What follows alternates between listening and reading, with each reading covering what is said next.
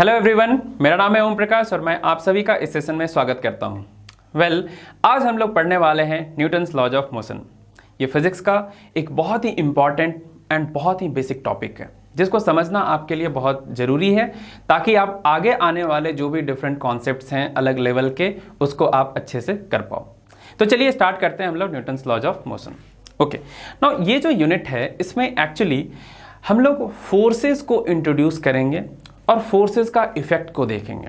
ठीक है, कि कोई भी चीज़ का मोशन जो होता है वो किस तरह से, कोई अगर फोर्स उस पर लगा रहे हो तो उससे किस तरह से अफेक्ट होता है। ठीक है, उसका इम्पैक्ट क्या होता है, अगर कोई फोर्स आप किसी चीज़ पे लगाए हो तो उसका इम्पैक्ट क्या होगा, और जब वो इम्पैक्ट होगा तो आखिर वो ऑब्जेक्ट किस तरह से आगे मूव करेगा। ये पूरा का पूरा चीज़ न्यूटन के 3 नियम हैं। इन तीनों लॉ के हिसाब से हम लोग पूरे मोशन को एक्सप्लेन करने में we will be capable of explaining all these things in terms of Newton's 3 laws। ठीक है, तो चलिए स्टार्ट करते हैं हम लोग। न्यूटन का फर्स्ट लॉ क्या बोलता है आखिर। So Newton's first law is also called law of inertia।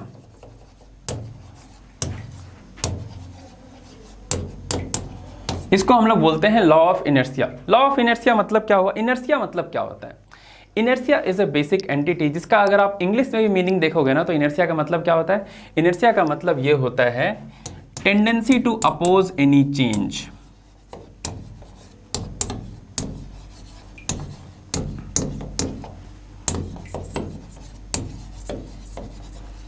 मतलब समझ रहे हो, कोई भी चेंज अगर हो रहा है तो उसको ना अपोज करने का टेंडेंसी। ना देखो ये चीज़ जो है ना ये बहुत बेसिक है, बहुत बेसिक है। ये किसी भी चीज़ का नेचुरल टेंडेंसी यही होता है कि वो जहाँ है, जैसा है, जिस हालत में है वो उसी हालत में पड़े रहना चाहता है वो। ठीक है, जैसे कि आप अपना ही एग्जाम्पल लेते हैं, हम लोग ह्यूमन नेचर के एग्जाम्पल लेते हैं। आपको पता है ना ह्यूमन नेचर ये होता है कि हम लोग हैबिट जो है वो आप अचानक से चेंज नहीं कर सकते हो ना। What is habit?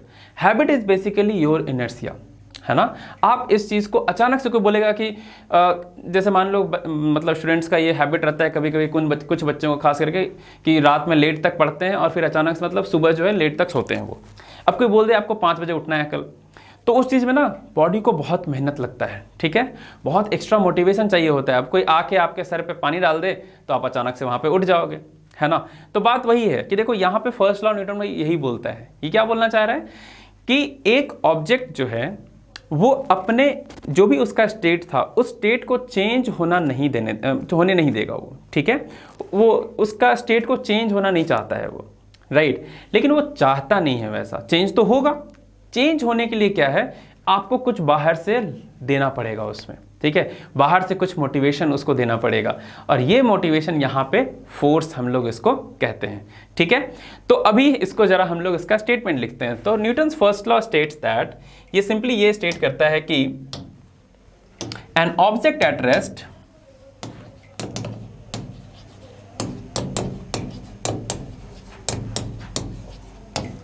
And an object moving with constant velocity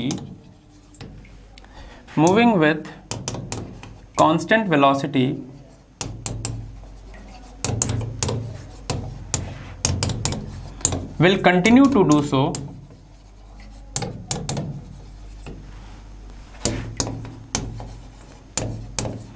ये इसका इनर्शिया है। ठीक है, will continue to do so, but कब तक, unless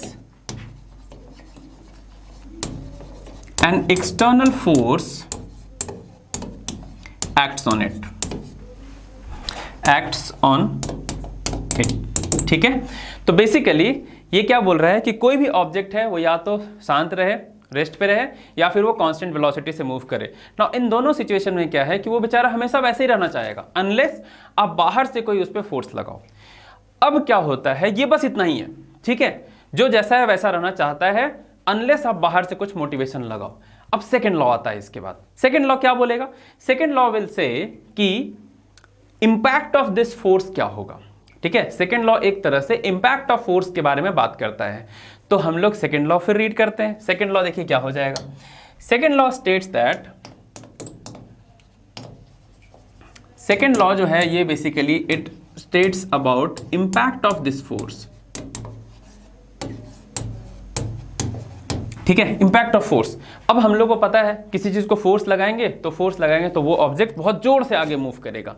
नाउ इस चीज को एक्चुअली सेकेंड लॉ दो टर्म्स में इसको एक्सप्लेन करता है। पहली बात, ये तो अगर रॉ फॉर्म में देखोगे ना तो सेकेंड लॉ एक्चुअली हम लोग मोमेंटम के टर्म्स में डिफाइन करते हैं। ठीक है, सेकेंड लॉ यही होता है कि जो एक्सटर्नल फोर्स है, external force equal to rate of change of momentum. Momentum क्या होता है? मास इनटू वेलोसिटी, किसी भी चीज का मास इनटू वेलोसिटी।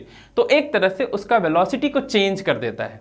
अगर वो शांत है तो उसको सर्टेन वेलोसिटी पे लेके आ जाएगा फोर्स। अगर वो सर्टेन वेलोसिटी से चल रहा है, मान लीजिए 10 मीटर पर सेकंड से आप इसको धक्का दे दो जोर से, तो ये 20 मीटर पर सेकंड पे चल जाएगा। ठीक है, तो उसका वेलोसिटी चेंज किया, इन अदर वर्ड्स उसका मोमेंटम चेंज किया। तो यहाँ पे ना इंपैक्ट ऑफ फोर्स हम लोग डिस्कस करते हैं। ठीक है, तो इंपैक्ट ऑफ फोर्स दो तरीके से आप इसको लिख सकते हो। पहला तरीका ये है कि impact of force will be change in momentum. ठीक है, impact of force will be change in momentum. And the second thing is, इसी चीज को आगे ना अगर मास कांस्टेंट होता है तो we can say force equal to mass into acceleration. चलिए जल्दी से इसको लिख लेते हैं और देखते हैं यहाँ पे। ठीक है, तो सेकेंड लॉ अगर हम लोग इसको अच्छे से देखें वेक्टर फॉर्म में, तो this is change in momentum, rate of change in momentum. ठीक है, rate of change in momentum. Momentum क्या होता है यहां पे मैं पहले आपको बता दूं, this is mass into velocity. Mass into velocity, ध्यान रखिएगा, since velocity is a vector quantity, momentum has to be a vector quantity. ठीक है, अब इस चीज को जरा मैं एक काम करता हूं, थोड़ा सा इसमें मैथ्स लगाता हूं और इस चीज को थोड़ा इलेबोरेट करके देखते हैं कि आगे इस चीज को क्या मैं फोर्स और एक्सेलरेशन के टर्म्स में इसको रिलेट कर सकता हूं क्या इसको। चलिए let's think. So d m v upon d t लिख सकते हैं ना। अब ध्यान दो, यहां पे मास अगर कांस्टेंट है तो डिफरेंशिएशन के बाहर में इसको ले जा सकता हूं। ठीक है, अगर मास कांस्टेंट है तो ये चीज ध्यान रखिएगा, इफ मास इज कांस्टेंट। अब सवाल ये आता है कि सर मास तो कांस्टेंट ही होगा। देखो मास तो कांस्टेंट ही होगा, बात सही है आपकी, लेकिन हर केस में कांस्टेंट होगा ऐसा कोई जरूरी नहीं है। जैसे आपको एक टिपिकल एग्जांपल मैं देता हूं, मान लो एक बॉटल है, बॉटल पे आप कुछ फोर्स लगा रहे हो। ठीक है, ये बॉटल है, एम्प्टी बॉटल है। ठीक है, इस पे आप कुछ फोर्स लगा रहे हो, तो फोर्स लगा रहे हो बहुत अच्छी बात है। मान लो शुरू में भरा हुआ था इसमें, तो कुछ मास होगा इसका, इस पे आप फोर्स लगा रहे हो। अब लेट्स से कि मैं यहाँ पे एक पिन होल कर दूं, तो फोर्स तो तुम लगा रहे हो 1 न्यूटन का फोर्स, इस पे पिन होल कर दो तो इसका मास धीरे धीरे घटेगा कि नहीं घटेगा? समझ में आया ना? तो बात यही है, वेरिएबल मास के क्वेश्चंस आप मोमेंटम चैप्टर में पढ़ोगे। जब मोमेंटम आएगा, मोमेंटम सेंटर ऑफ मास जहां पे हम लोग डील करेंगे, वहां पे आप वेरिएबल मासेस के क्वेश्चन डील करोगे। बट अभी हम लोग नॉर्मल सर्कमस्टांसेस में बात कर रहे हैं जहां पे मासेस कांस्टेंट है। So if mass is constant, हम लोग इसको डिफरेंशिएशन के बाहर लेके आ सकते हैं। तो फोर्स क्या हो जाएगा, ये एक्सटर्नल फोर्स है, तो एफ एक्सटर्नल जो हो जाएगा ना, ये हो जाएगा आपको mass into dv upon dt। अब dv अपॉन dt को हम लोग डिफाइन कर चुके हैं ना बेसिक मैथ्स में। dv upon dt is nothing but acceleration vector, this is acceleration vector. तो यहां से ना आपको एक बहुत इंपॉर्टेंट रिलेशन मिल जाएगा, that is external force equal to mass into acceleration. ध्यान रखना, इसके लिए कंडीशन बस यही है कि मास जो होना चाहिए सिस्टम का वो कांस्टेंट होना चाहिए। ठीक है ना? तो ये चीज आप लोग समझ गए हो। ठीक है, तो बेसिकली देखो, फर्स्ट लॉ यही बोला कि जो चीज जैसा है वैसा रहना चाहेगा। सेकंड लॉ क्या बोला कि ठीक है, फर्स्ट लॉ जो बोला था जो चीज जैसा है वैसा रहना चाहेगा unless a force acts on it. तो second law basically deals with कि इस फोर्स का इंपैक्ट क्या होगा। तो इंपैक्ट हम लोग क्या चीज के टर्म्स में देखेंगे, या तो आप एक्सेलरेशन के टर्म्स में देखो, या फिर अगर आप मोमेंटम को विजुलाइज कर पा रहे हो तो आप मोमेंटम के टर्म्स में देखो कि इसका मोमेंट सिस्टम का momentum will change when this force will act. ठीक है, होप यू हैव अंडरस्टूड। ठीक है, प्लीज नोट कर लीजिए इसको। अब आता है इसके बाद थर्ड लॉ। थर्ड लॉ, तो जरा एक छोटा सा मैं एग्जांपल पहले आपको बताता हूं एक्सप्लेन करने के लिए पूरे सेटअप को। मान लो एक फुटबॉल है। ठीक है, फुटबॉल है, फुटबॉल जमीन पे रखा हुआ था, जमीन पे रखा हुआ था, तो वो बेचारा रखा हुआ था, वो शांति से एकदम वहां पे प्लेस्ड है। अब आप आए और आके उसको एक किक मारे हो यहां से। ठीक है, वो पैर से आप उसको किक मारे, तो पैर से जब आप किक मारोगे तो क्या होगा, फर्स्ट लॉ बोला कि जब तक आप फोर्स नहीं लगाए थे इस पे तब तक तो भाई इसको कुछ नहीं हुआ। सेकेंड लॉ अब ये बोला कि जब आप फोर्स लगा दिए हो तो क्या होगा, आप फुटबॉल को जब किक किए तो फुटबॉल विल स्टार्ट मूविंग, है ना, it will accelerate, it's momentum will change, है ना। तो ये इसका मोमेंटम चेंज होगा, मान लीजिए इसका एक्सेलरेशन सर्टेन एक्सेलरेशन से ये ऊपर की तरफ जिधर आप फोर्स लगाओगे उधर की ओर ये भागेगा। ठीक है, अब थर्ड लॉ आता है। थर्ड लॉ क्या बोलता है ना कि आप सोचो कि ये फुटबॉल जब तक एयर फील्ड फुटबॉल था तो आपको पेट में आपको जो पैर में ना आपको चोट नहीं लगता है उतना। लेकिन अगर मान लो ये फुटबॉल को मैं बोल दूं कि भाई इसमें ना तुम सैंड भर दो, है पूरा सैंड भर दूं, एक फुटबॉल में सैंड भर दूं और मैं आके उसको एक किक मारूं, पैर से मैं एक किक मारूं इसको, आपको पता है ना फुटबॉल अभी आपको कम दूर जाएगा क्योंकि इसका मास बढ़ गया है, थोड़ा कम दूर जाएगा, लेकिन इंपैक्ट आपके पैर पे जो पड़ेगा वो आप समझ रहे हो, आपका पैर में अभी बहुत जोर से चोट लगने वाला है। ठीक है, आप अगर पैर से यहाँ पे मारे हो तो now your leg will get affected, है ना। अब क्वेश्चन ये अराइज हो रहा है कि भाई मैं तो फोर्स लगा रहा था फुटबॉल पे, अफेक्ट होना चाहिए फुटबॉल को, ठीक है, फुटबॉल पे अफेक्ट होना चाहिए, फुटबॉल को आगे जाना चाहिए, मेरे पैर पे क्यों लग रहा है भाई चोट। तो यहां पे आता है थर्ड लॉ। थर्ड लॉ क्या बोलता है कि कोई भी फोर्स ना इंडिपेंडेंटली नहीं लगेगा। अगर ए बी पे फोर्स लगाया है तो बी ए पे भी फोर्स लगाएगा, ठीक है, एंड वो एक्शन रिएक्शन पेयर कहलाएगा वो चीज, ठीक है। तो थर्ड लॉ अब आता है न्यूटन का थर्ड लॉ। थर्ड लॉ ये बोलता है कि ध्यान रखना, इसको अच्छे से एकदम लिखते हैं, ठीक है। If A applies a force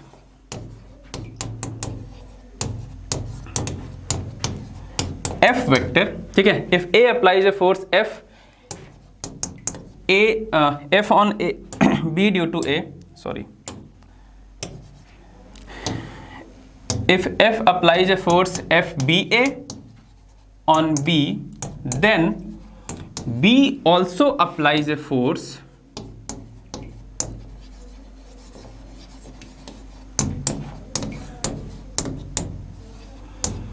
FAB on A, ठीक है, मतलब ऐसा हुआ, ये यहां पे A है, ये B है, मान लो A B पे कोई फोर्स लगाया है तो F on B due to A, ठीक है, F on B due to A, then B भी इक्वल एंड अपोजिट फोर्स इस पे लगाएगा F on A due to B, and these two things are called action reaction pair. इसको हम लोग बोलते हैं एक्शन रिएक्शन पेयर। समझ में आया, ठीक है, एक्शन रिएक्शन पेयर। तो बेसिकली इसको ना सिंपल शब्दों में आप ऐसे ही बोल सकते हो, to every action there exist equal and opposite reaction, ठीक है। बट वो स्टेटमेंट ना थोड़ा सा लोग कंफ्यूज कर जाते हैं, बिकॉज रिएक्शन और एक्शन दोनों सब एक ही ऑब्जेक्ट पर लगा देते हैं। ऐसा नहीं होता है, यहाँ पे बहुत इंपॉर्टेंट, इसलिए मैं ए और बी करके आपको डिफाइन किया। एक फोर्स अगर बी पे लग रहा है तो दूसरा फोर्स ए पे लगने वाला है। एक ही ऑब्जेक्ट पे अगर दोनों एक्शन भी लग जाए और रिएक्शन भी लग जाए तब तो भाई वो शांत हो जाएगा, वो तो बैठ जाएगा वहीं पे, उस पर तो नेट फोर्स जीरो हो गया ना उस पर। तो ये चीज ध्यान में रखना है कि action and reaction forces act on different objects, ठीक है, ये दिमाग में रखेंगे सबको। तो ये इस तरह करके 3 लॉ हो गए आपको न्यूटन के। फर्स्ट लॉ ये बोला जो जैसा है वैसा रहना चाहते हैं unless a force acts. Second law बोला फोर्स एक्ट होगा तो मोमेंटम चेंज होगा या फिर मास इनटू एक्सेलरेशन में उसको बोल सकता हूं। थर्ड लॉ ये बोला कि अगर मैं ए लगा रहा है बी पे फोर्स तो बी भी ए पे लगाएगा फोर्स, ठीक है। चलिए एक छोटा सा एग्जाम्पल इसको करते हैं तीनों लॉ को समझाने के लिए। चलो मान लीजिए यहां पे एक ब्लॉक है M और दूसरा एक ब्लॉक है यहां पे 2M, ठीक है, M और 2M 2 ब्लॉक्स थे, यहां पे मैं फोर्स लगा रहा हूं F। तो मेरे को फोर्स निकालना है, force on 2M due to M,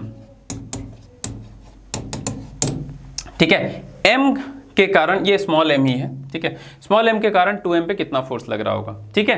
तो चलिए इसको देखते हैं हम लोग।